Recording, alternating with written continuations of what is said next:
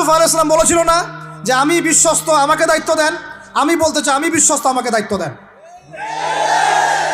আমাকে 5 বছর সময় দেন, পুরো দেশের শিক্ষা সিস্টেম চেঞ্জ করে দেবো ইনশাআল্লাহ।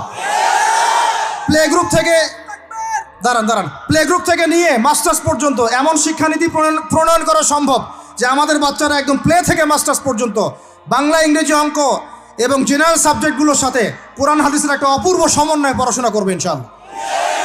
একা করে দিতে পারবো ইনশাআল্লাহ তাআলা। আমাকে এরকম 100 জন শিক্ষাবিদ দেন, 100 জন আলেম ওলামা দেন, একটা প্যানেল করে দেন, পুরো দেশের শিক্ষা চেঞ্জ করে দেওয়া যাবে ইনশাআল্লাহ। যাদেরকে রেখেছেন এদের মাথায় গোবর আছে, যাদেরকে রেখেছেন এদের মাথায় টাটকা গোবর আছে।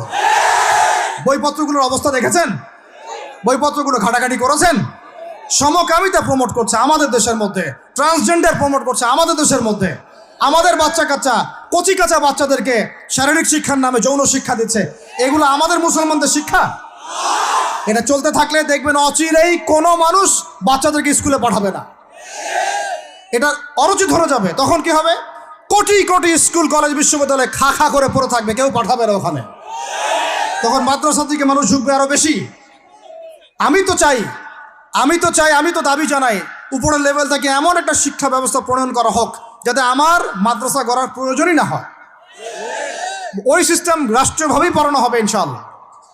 আপনি মালয়েশিয়ার দিকে তাকিয়ে দেখেন, আপনি এই যে ওয়েস্টার্ন কান্ট্রির মধ্যে অনেক কান্ট্রি আছে, অস্ট্রেলিয়ার মতো জায়গাতে আছে, ব্রিটেনের মতো জায়গাতে আছে, কোনো কোনো ক্ষেত্রে আপনি লেবাননকে দেখেন, ইয়েমেনকে দেখেন, জর্ডানকে দেখেন, কাতারকে দেখেন, সৌদি আরবিয়াকে দেখেন, অনেক কান্ট্রি আছে।